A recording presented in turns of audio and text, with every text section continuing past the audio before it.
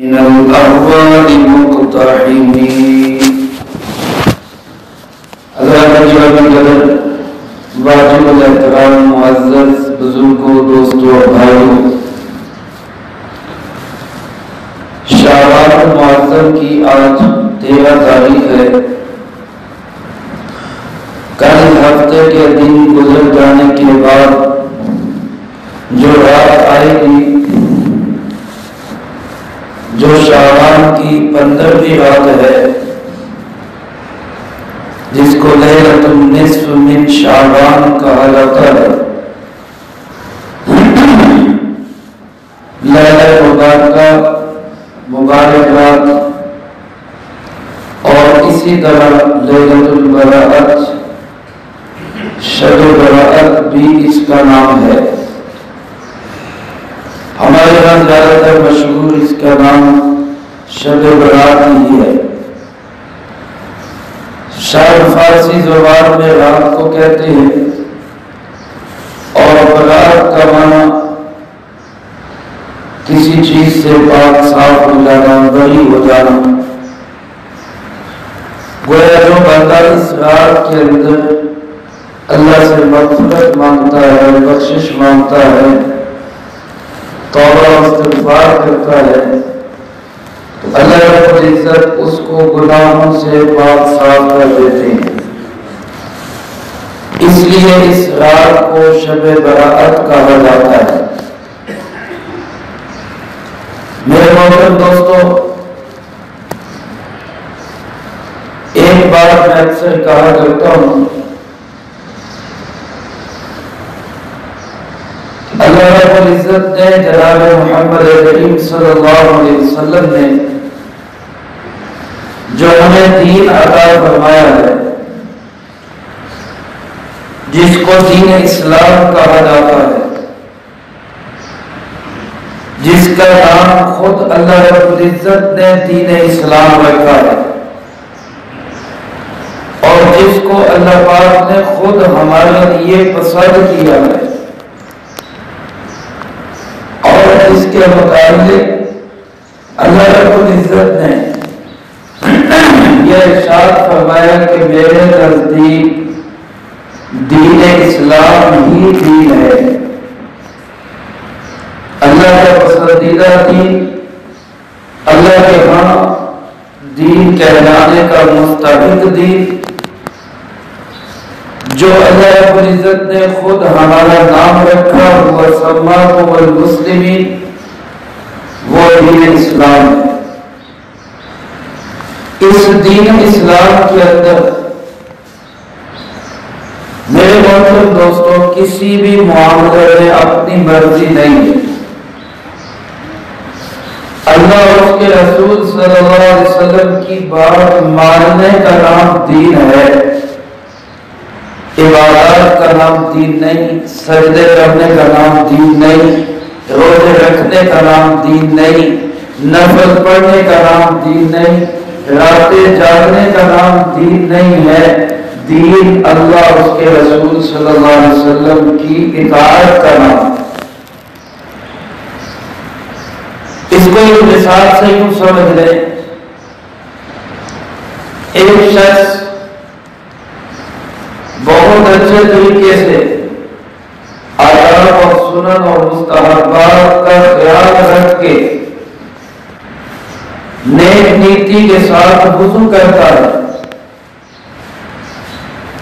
انتہائی خشوع اور عاجزی کے ساتھ نفل پڑھتا ہے، لیکن اس کے نفل پڑھنے کا ٹائم سورج کے طلوع ہونے کا ٹائم ہے، یا سورج کے غروب ہونے کا ٹائم ہے، یا سورج کے زوال کا ٹائم ہے، ایمانداری سے بتائے اس کے نفل قبول ہو جائے؟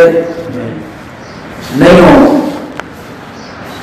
اس نے وضو بھی کیا، نیک نیتی سے نیت بھی باندھی، اللہ کی رضا کے لیے نفل بھی پڑھ رہے، کیوں نہیں نماز ہوگی، کیوں قابل قبول نہیں؟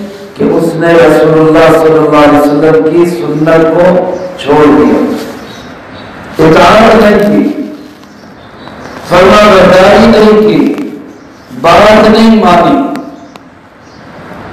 تو معلوم ہوا کہ اصل دین بات ماننے کا نام ہے۔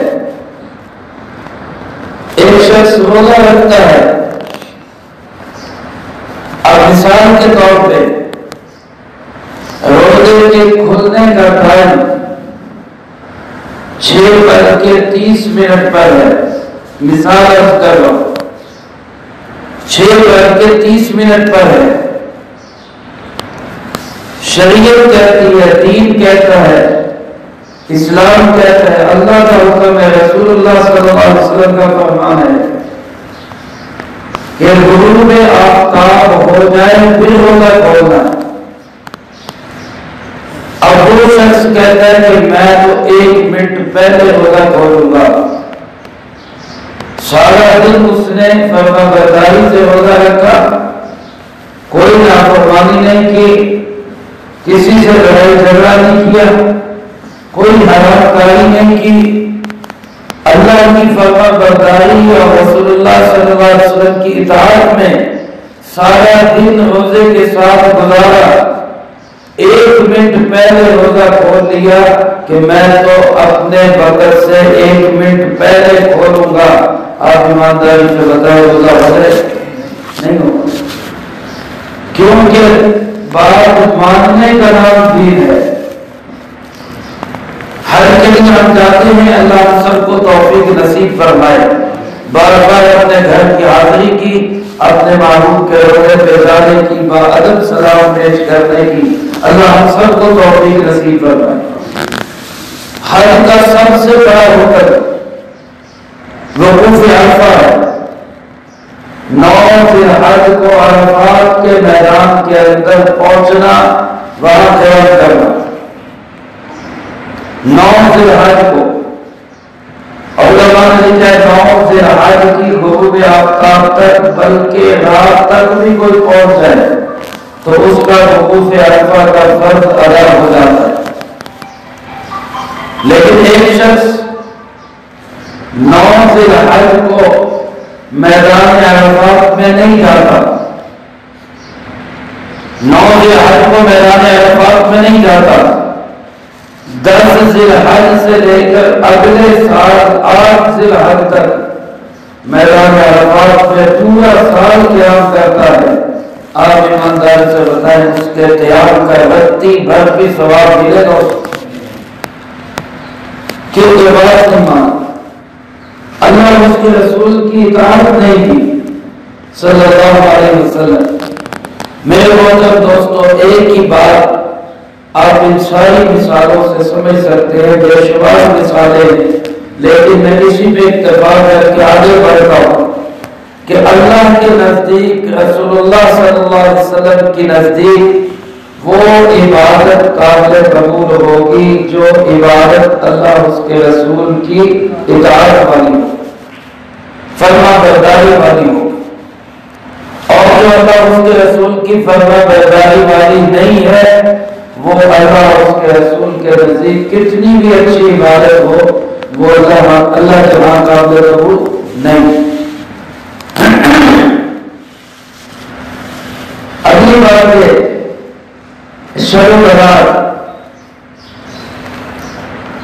شعبان کی 15ویں رات، اس کے بغیر احادیث مبارکہ میں موجود ہے، اس کا انکار نہیں کیا جا سکتا۔ حضرات صحابہ کرام رضی اللہ تعالی مجمعین کی ایک جماعت نے ان احادیث کو نقل کیا ہے جو شعبان کی 15ویں رات کے مطابق ہے۔ پورے تقریباً احادیث کو سامنے رکھا جائے تو خلاصہ یہ نکلتا ہے کہ اس رات کی فضیلت کے متعلق 20 روایات حضرات صحابہ کرام رضی اللہ تعالی مجمعین کی وہ موجود ہیں، اور پھر خود صحابہ کرام رضی اللہ تعالی مجمعین کا عمل ہے کہ وہ اس رات کو خاص طور پہ عبادت کا اہتمام کیا کرتے تھے۔ تابعین کا عمل ہے تبع تابعین کا عمل ہے۔ ان تین زمانوں کو رسول اللہ صلی اللہ علیہ وسلم نے فرمایا خیر القرون قرنی ثم الذین یلونہم ثم الذین یلونہم، فرمایا بہترین زمانہ میرا زمانہ ہے، پھر جو میرے زمانے کے ساتھ ملا ہوا ہے، پھر جو اس کے ساتھ ملا ہوا ہے۔ آپ کا زمانہ صحابہ کا زمانہ، اس سے ملا ہوا تابعین کا زمانہ، اس سے ملا ہوا تبع تابعین کا زمانہ۔ یہ تین زمانے جس کے متعلق رسول کریم صلی اللہ علیہ وسلم نے فرمایا یہ بہترین زمانے، یہ خیر کے زمانے۔ ان تین زمانوں کے اندر شر نہیں تھا، خیر ہی خیر تھی۔ اب ان تین زمانوں کے اندر جو عمل اس وقت کی امت کے صلحاء نے، نیک لوگوں نے اپنایا ہے، ایمانداری سے بتائے وہ عمل صحیح ہوگا یا غلط ہوگا؟ صحیح ہوگا۔ اس کو ہم یہ نہیں کہہ سکتے کہ یہ بدعت ہے، اس کو ہم یہ نہیں کہہ سکتے کہ یہ بعد میں بنا دیا گیا، اس کو ہم یہ نہیں کہہ سکتے کہ جناب یہ روایات سے یا بخاری اور مسلم سے ثابت نہیں ہے۔ بھائی صحابہ کرام رضی اللہ تعالی مجمعین کوئی ایسا کام کر سکتے ہیں جو ثابت ہی نہ ہو؟ صحابہ کرام رضی اللہ تعالی مجمعین کوئی ایسی زندگی کے اندر اپنے عمل میں وہ چیز داخل کر ہی نہیں سکتے جو رسول اللہ صلی اللہ علیہ وسلم سے ثابت نہ ہو۔ جب صحابہ نے عمل کیا، تابعین نے عمل کیا، تبع تابعین نے عمل کیا، اور پھر آج تک امت کے علماء اور صلحاء آج کے زمانے میں بھی اس رات کو خصوصی عبادت کے ساتھ اس کو زندہ کرتے ہیں، تو پھر میرے دوستو یہ کہنا کہ یہ احادیث سے ثابت نہیں، اس کا کوئی تذکرہ نہیں، یہ اس رات کو جاگنا یہ بدعت ہے، یہ میرے خیال میں ساری باتیں کوئی بنتی نہیں، ان باتوں کی کوئی حیثیت نہیں رہے گا۔ ایک طرف صحابی کا عمل ہو، ایک طرف ہم کہیں گے ثابت نہیں، تو میری بات بنتی نہیں۔ صحابی کا عمل زیادہ حیثیت رکھتا ہے۔ امت کے صلحاء جن کے متعلق رسول اللہ صلی اللہ علیہ وسلم نے ارشاد فرمایا کہ میری امت کے نیک لوگ کبھی بھی گمراہی کے جمع نہیں ہو سکتے، میری امت کے نیک لوگوں کا اتفاق کبھی بھی غلط کام سے نہیں ہو سکتا۔ اللہ نے اپنے محبوب کی صلی اللہ علیہ وسلم کی امت کو اس قدر محفوظ رکھا ہے کیونکہ دین کی حفاظت کرنے والا کون ہے؟ اللہ ہے۔ تو اللہ نے اپنے محبوب کی دین کی حفاظت کے لیے علماء کی ایک جماعت ایسی پیدا کر دی ہے کہ جو کبھی بھی غلط بات پر متفق نہیں ہو سکتی۔ اس کا اتفاق جب بھی ہوگا وہ صحیح بات پر ہی ہوگا، غلط بات پر ان کا اتفاق نہیں ہوگا۔ تو جب متفقہ طور پر امت کے صلحاء علماء اس رات کو جاگ کر خصوصی طور پہ عبادت کرتے ہیں تو یہ بھی ایک واضح دلیل ہے کہ یہ رات کی عبادت بدعت نہیں، ضلالت اور گمراہی نہیں، بلکہ یہ عین حق اور ٹھیک ہے۔ لہذا کچھ لوگ جو خواہ خواہ کی مشرافیاں کرتے ہیں کہ جناب یہ فلاں جگہ نہیں ہے، یہ فلاں جگہ نہیں ہے، ہمیں ان کی بات پہ کام دھرنے کی ضرورت نہیں، اس رات کو خصوصی طور پہ عبادت کرنی چاہیے۔ تیسری بات یہ کہ عبادت کا کوئی خاص طریقہ نہیں، نفلی عبادت کا اس رات کے اندر کوئی خاص طریقہ نہیں۔ کچھ لوگ کہتے ہیں کہ اسے ایسے نفل پڑھو، یہ آیتیں پڑھو، یہ سورتیں پڑھو، اس سے یہ ہوگا، اس سے یہ ہوگا۔ یہ ساری باتیں ہر کسی کا اپنا تجربہ ہو سکتا ہے، یہ کوئی دین میں، شریعت میں، رسول اللہ صلی اللہ علیہ وسلم کے عمل میں، صحابہ، تابعین، علماء، صلحاء امت کے عمل میں یہ چیز نہیں ہے۔ لہذا جیسے بھی عبادت کا موقع ملے، نفل کا، تلاوت کا، ذکر و تسبیح کا، درود پاک کا، سجدہ خیرات کا، جس بھی عبادت کا موقع ملے وہ عبادت ہمیں اس رات میں خاص طور پہ کرنی چاہیے۔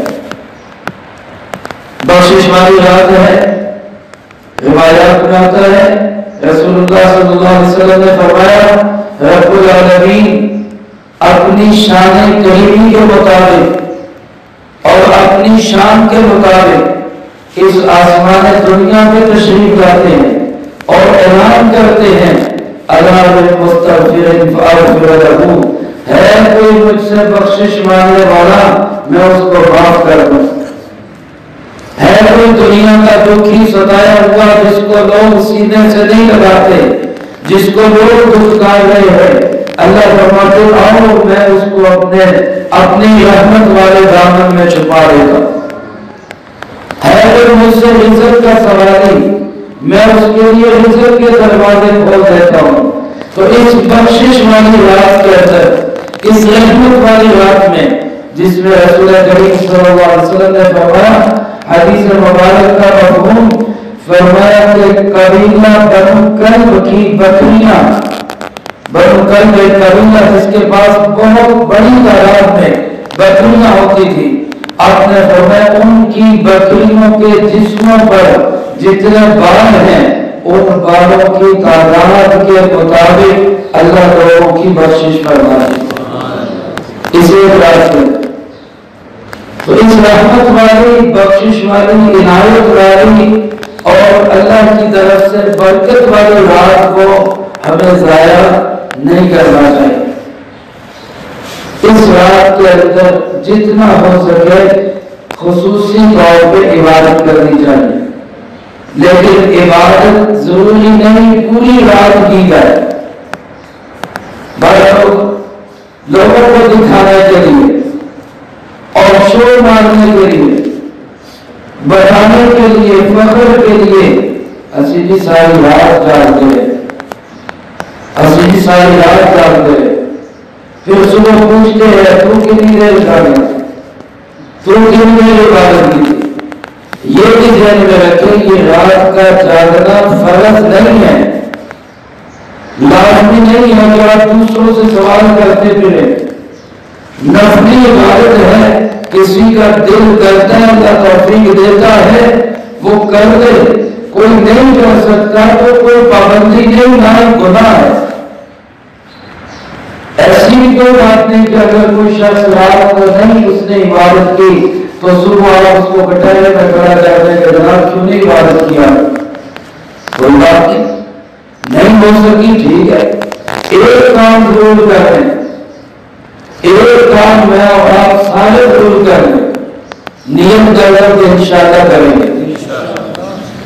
ویسے تو روزانہ کی روٹین بنانے کی نیت کر لو، روزانہ کی، لیکن کم سے کم اس رات کی روٹین یہ بنا لو کہ انشاءاللہ عشاء کی نماز بھی جماعت کے ساتھ پڑھیں گے اور اگلے دن فجر کی نماز بھی جماعت کے ساتھ پڑھیں گے، اور درمیانی حصے میں کوئی گناہ کا کام نہیں کریں گے، کم سے کم ایک رات کے لیے تو یہ نیت کریں۔ اور اس پہ بھی فرمایا حضرت عثمان رضی اللہ تعالیٰ راوی ہیں، حدیث مبارک کے درجہ اول کی حدیث ہے، آپ صلی اللہ علیہ وسلم نے ارشاد فرمایا جو شخص عشاء کی نماز جماعت کے ساتھ پڑھتا ہے اور پھر گناہ کا کام نہیں کرتا اور پھر فجر کی نماز جماعت کے ساتھ پڑھتا ہے، مفہوم عرض کر رہا ہوں اللہ کے معبود کی حدیث مبارک کا، فرمایا کہ اس کو اللہ پوری رات عبادت کا ثواب عطا ہوگا۔ تو اس کی ہم سب نیت کریں، خواتین گھر کے اندر عشاء بر وقت پڑھے، تاخیر سے نہ پڑھے، اور عشاء کی نماز کے بعد سو جائے اور صبح فجر کی نماز بر وقت اٹھ کے پڑھے، ان کو بھی اللہ نے ثواب نصیب فرمائے۔ لیکن اس کے لیے خاص اہتمام کرنا، مسجدوں کو جب مسجدوں میں اکٹھے ہونا، اور خاص طور پہ خواتین کا اکٹھے ہونا، اور پھر صلاۃ التسبیح کے نام پہ جماعتیں. یاد رکھیں نفل نماز تنہائی کی نماز ہے، جماعت کی نماز نہیں. کوئی بھی نفل نماز تنہائی کی نماز ہے. تہجد آپ تنہائی میں پڑھیں گے، اشراق آپ اکیلے پڑھیں گے، چاند آپ اکیلے پڑھیں گے، اوابین آپ اکیلے پڑھیں گے، تحیت المسجد تحیت الوضو پڑھ رہے آپ اکیلے پڑھیں گے. اس کی یہ نہیں کہ آپ کے لیے آپ جماعت کروائیں. جماعت صرف فرض نماز کی ہے یا تراویح سنت مؤکدہ کی ہے، وہ بھی مردوں کے لیے، عورتوں کے لیے نہیں ہے. عورتوں کے لیے اکیلے میں نماز پڑھنا افضل ہے. روایات کا مفہوم ہے، آپ نے ارشاد فرمایا عورت کی وہ نماز جو مسجد میں ادا کرے اس سے بہتر وہ نماز ہے جو وہ اپنے گھر میں ادا کرے. اور جس وقت آپ کے بعد ارشاد فرما رہے تھے تو اس وقت مسجد کون سی تھی؟ مسجد نبوی. کون سی مسجد تھی؟ مسجد نبوی. اور مسجد نبوی کے امام کون تھے؟ کیوں جی؟ خود جناب محمد کریم صلی اللہ علیہ وسلم. مسجد نبوی میں نماز ہو اور امام کون ہو؟ رسول کریم صلی اللہ علیہ وسلم. اس نماز کی شان کے کیا کہنے، اس کی شان کے کیا کہنے. لیکن آپ پھر بھی فرما رہے کہ میری اس مسجد میں نماز پڑھنے سے بہتر ہے کہ عورت گھر کے اندر نماز پڑھے. اور گھر میں نماز پڑھنے کا فرمایا اس میں بھی گھر کے سیر میں پڑھنے سے بہتر ہے کہ عورت اپنے اندر کمرے کے اندر نماز پڑھے. اور یہاں میرے دوستو جلوے اکٹھے کر دیے جاتے اور سر دھر کے جو خلوت کی رات تھی اس کو جلوت کی رات بنا دیا جاتا. آپ تصور کریں کہ ایک شخص کوئی بڑا ہے، ہمارا پیر و مرشد ہے، یا کوئی دنیا کا بڑا ہے، MLA MP ہے، وہ کسی انسان سے کہتا ہے بھائی ذرا مجھے نا علیحدگی میں ملنا، مجھے ذرا آج نا علیحدگی میں ملنا.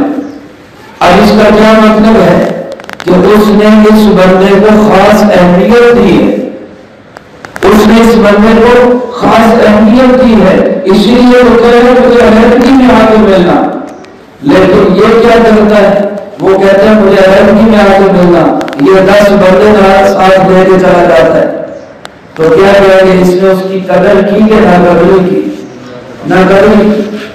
اللہ پاک کو آواز لگا ہے اللہ مستغفر واحد کا سوا ہے کوئی ایک بخشش مانگنے والا.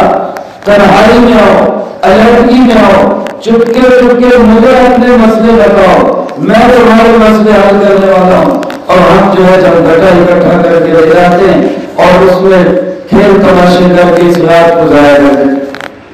اس لیے میرے محترم دوستوں عبادت ضرور کرے، رات کو عبادت سے زندہ ضرور کرے، گناہوں کی آلودگی سے پاک ضرور رکھے، لیکن انفرادی عبادت کرے، اجتماعی عبادت نہیں. خاص طور پہ جو خرافات کے کام ہیں، آتشبازی ہے، گولیاں چلانا ہے، پٹاخے چلانا ہے، جو دین کا بھی نقصان ہے، دنیا کا بھی نقصان ہے. اللہ کی طرف سے رحمت آ رہی ہے اور یہاں سے نیچے آگ بھیج رہے ہیں، کیا تاثر دے رہے ہیں؟ اللہ نے کہیں رحمت کی ضرورت نہیں، آگ دے رہے ہماری طرف سے آگ بھیج رہے ہیں. اور آگ تو شیطان کا مادہ ہے، شیطان کو خوش کر رہے. رحمان اپنی طرف بلا رہا ہے، اس کو چھوڑ کے اس کے دشمن شیطان کو خوش کر رہے. اس سے ہم بچے، ہمارے بچے بچے، ہم اپنے بچوں کو بچائیں. ہمارے دکاندار اس کو دکانوں سے اٹھا دے. وہ دکان پہ رکھے نا ایک فضول کام ہے، ایک غلط کام ہے، میں اس کی حرام کمائی کیوں کھاؤں؟ وہ دکانوں سے اس کو اٹھا دے، وہ خریدے گا اس کو. لیکن موقع کا فائدہ اٹھاتے ہیں، 4 پیسے کے لالچ میں لا کے رکھ لیتے ہیں. دنیا کا بھی نقصان ہوتا ہے، بعض اوقات دین کا تو ہے. پھر اسی طرح حلوہ پوری ایک فرض بن چکا، یہ لازمی ہے، اس کے بغیر شب برات ہوگی نہیں۔ یہ خود ساختہ چیزیں، اپنی بنائی ہوئی چیزیں، صدقہ کرو، خیرات کرو، کسی نے منع نہیں کیا۔ آپ زیادہ کرنا چاہتے ہیں کہ وہ بدامانوں نے آگے میں نے دے دو، سوال میرے میں مصر نہیں ملے گا، میں نے دماغ جو بات ہے بدامانہ کلو نے آگے میں دے دو۔ جنہا حلقے چکانا، حلقے سے پیسہ خرچ کرنا، وہ ویسے کسی کو صدقہ کرنا، وہ اپنی ضرورت کیوں نہیں کرتے؟ اس کی کیا ضرورت ہے کہ جناب ہم نے ضرور دے دی اپنے کی چڑھا، اور پتہ چلے لوگوں کو گلی مارتے ہوئے کہ جناب اس نے یہ کیا۔ آقا محمد صلی اللہ علیہ وسلم تو فرماتے صدقہ اس طرح کرو کہ دائیں ہاتھ سے دو، بائیں کو بھی پتہ نہ چلے کیا دیا، اس کو بھی پتہ نہ چلے۔ یہ جیب میں ڈالا ہاتھ اور چپ کر کے پکڑا دیا، کیا دیا کوئی پتہ نہیں، اس کو بھی نہیں پتا چلا۔ یہ صدقہ ہے جو اللہ کے یہاں قابل قبول ہے۔ تو یہ اس رات کو اس انداز سے گزارا، اور پھر میرے دوستوں چراغاں کرنا، فضول لائٹنگ کرنا، اور بہت زیادہ گھروں کو یا عبادت گاہوں کو سجانا، اور اس میں پھر جو ہے فخر اور ناز اور تکبر کرنا۔ رسول اللہ صلی اللہ علیہ وسلم نے فرمایا قیامت کی نشانیوں میں سے یہ بات ہے کہ لوگ مسجدیں بنائیں گے اور پھر مسجدیں بنا کے فخر کریں گے، ساری مسجد ایسی بیٹھے بمبے کاٹ دینا، ساری مسجد قریب بیٹھے پہلے رکھی ہے تھلے جاتا بندہ۔ یہ فخر، یہ ناز اور یہ شور بازی اللہ کے محبوب صلی اللہ علیہ وسلم نے فرمایا مسجدوں میں بھی آئے گی، اور پھر یہ مسجدیں یہ قیامت کی نشانی ہوگی۔ تو ایسی ساری چیزوں سے ہم اپنے آپ کو بچائیں۔ اور ایک آخری بات، یہ رحمت والی، برکت والی، بخشش والی بات ہے۔ میں نے عرض کیا اللہ کے محبوب صلی اللہ علیہ وسلم کے فرمان کا مفہوم ہے قبیلہ بنو کلب کی بکریوں کے جسموں پہ جتنے بال ہیں اتنی بڑی تعداد کے اندر لوگوں کی بخشش ہوتی۔ سبحان اللہ، سب کہے اللہ ہم سب کو بھی بخشش والے لوگوں میں شامل کرنا۔ لیکن کچھ بد نصیب ایسے ہیں، کچھ بد نصیب ایسے ہیں کہ جن کی اس رات کے اندر بھی بخشش نہیں ہوتی۔ ہم نے اب وہ بد نصیب سننے بھی ہیں، یاد بھی کرنے ہیں۔ اگر ان میں سے کوئی غلطی میرے اندر پائی جاتی ہے تو میں نے خود کو اس رات سے پہلے اس سے باہر نکالا تاکہ میری اس رات کے اندر بخشش ہو سکے، میں اس رات کی بخشش کا مستحق بن جاؤں۔ پہلا انسان فرمایا وہ جو مشرک ہو، مشرک کی اس رات میں بھی بخشش نہیں ہوتی۔ الحمدللہ اللہ کے فضل و کرم سے ہمارا ایمان ہے کہ اللہ ایک ہے، سارے بول اللہ وحدہ لا شریک ہے، اس کا کوئی ساتھی اور شریک نہیں ہے۔ مشکل کشا اللہ ہے، حاجت روا اللہ ہے، بگڑی بنانے والا اللہ ہے، اللہ کے سوا دوسرا کوئی نہیں۔ اللہ کے فضل و کرم سے ہم مشرک نہیں ہیں۔ دوسرے نمبر پہ آپ نے ارشاد فرمایا جو روایات کو دیکھنے سے معلوم ہوتا ہے وہ شخص جو والدین کا نافرمان ہے، والد والدہ یا دونوں، اس کا جو نافرمان ہے اس رات میں بھی اس کی بخشش ہے۔ یہ میرے نوجوان دوست خاص طور پہ والدین کے نافرمان کی اس بخشش والے رات میں بھی بخشش نہیں ہوتی۔ اگر ہماری زندگی سے والدین کی نافرمانی ہوئی ہے تو آج ہی ان کو راضی کر، معافی مانگ لے، منا لے، ان سے اپنا معاملہ سیدھا کر دے۔ یاد رکھے ماں باپ سے زیادہ مخلص کوئی نہیں ہو سکتا، اور آج کے لیے اللہ رسول صلی اللہ علیہ وسلم کے بعد ماں باپ سے بڑا کوئی مخلص نہیں ہے۔ یہ جتنے جانوں مانوں کے رشتے ہوتے ہیں یہ سارے عارضی ہوتے ہیں، یہ تھوڑی دیر کے ختم ہو جاتے ہیں۔ ماں کی محبت پائیدار محبت، باپ کی محبت پائیدار محبت، اس میں کبھی فرق نہیں آتا. وقتی طور پر کوئی ناراضگی ہو بھی جائے آپ یقین کریں ماں کے ہاتھ پاؤں پہ ہاتھ رکھنے کی دیر ہے اور ماں کے دل میں آپ کی محبت ہی محبت راضی کریں انشاءاللہ. تیسرے نمبر پہ آپ صلی اللہ علیہ وسلم نے فرمایا وہ شخص جس کی شلوار ٹخنوں سے نیچے ہوتی مسبل ازارہ جس کی شلوار پہنی ہے تو وہ پجامہ پہنا ہے تو وہ پینٹ پہنی ہے تو وہ اگر کسی نے چادر باندھی ہے تو وہ اگر وہ ٹخنوں سے نیچے ہے ٹخنے اس کے اوپر سے آنے والے کپڑے سے ڈھکے ہوئے ہیں مسبل ازارہ اپنی شلوار کو اپنے ٹخنوں کو اس نے شلوار چادر سے ڈھانکا ہوا ہے اللہ کے معبود نے فرمایا اس بخشش والی رات میں بھی اس کی بخشش ہے نہیں. اب بتاؤ اس سے کون کون بچے گا؟ اب ہلکی سی آواز ہے یہ کام کیونکہ شلوار کر دی روٹی گندے صوفی آ گیا مولوی آ گیا کچھیاں سکھنا لے آ گئے گلا سوڑیاں کرنی اس بات اتوں آ گئی انشاءاللہ بھی ہلکی ہوگی زور سے جائے انشاءاللہ شلوار ٹخنوں سے اوپر رکھے گئے انشاءاللہ کیونکہ اس میں کوئی نفرت بھی نہیں ہے. ایسا گناہ کیا ہوتا ہے شلوار ٹخنوں سے نیچے ہے تو کیا کوئی بھوت لگ جائے گی کوئی بڑا مرتبہ مل جائے گا کوئی ڈگری مل جائے گی. اوپر بیٹھ لے تو کوئی گھاس نہیں جانا شلوار ٹخنوں سے اوپر رکھے ہوئے کوئی چیز کام نہیں ہو جائے گی تو پھر اوپر ہی رکھ دے اللہ کے معبود کی سنت زندہ ہو جائے. چوتھے نمبر پہ آپ صلی اللہ علیہ وسلم نے فرمایا جس کے دل میں مسلمان کی نفرت جس کے دل کے اندر اور اس نفرت سے مراد جو ذاتی ذاتیات کی بنیاد پر آپس کی لڑائی کی بنیاد اگر کسی مسلمان سے اس لیے دور رہتا ہے کہ اس کے عقائد ٹھیک نہیں یا اس کے اعمال ٹھیک نہیں یا اس کا ماحول اور سوسائٹی ٹھیک نہیں اس لیے اس سے الگ رہتا ہے تو یہ تو شریعت کا حکم ہے. لیکن اگر بلا وجہ صرف اپنی ذاتیات ہے کہ یہ مجھے اچھا نہیں لگتا اس لیے میں اس کے بارے میں دل میں نفرت رکھتا ہوں تو پھر یہ شخص بھی اس رات میں بخشا نہیں ہے. اسی کے ساتھ فرمایا رشتہ داری کو توڑنے والا یہ تو عام مسلمانوں کی بات تھی اس سے اگلی بات فرمائی جو رشتہ داری کو توڑے بھائی سے ناراض ہو بہن سے ناراض ہو خالہ ماموں چاچو کسی سے ناراضگی ہو قطع تعلقی ہو ذاتیات کی بنیاد پر اس رات میں بھی اس کی بخشش نہیں ہوتی.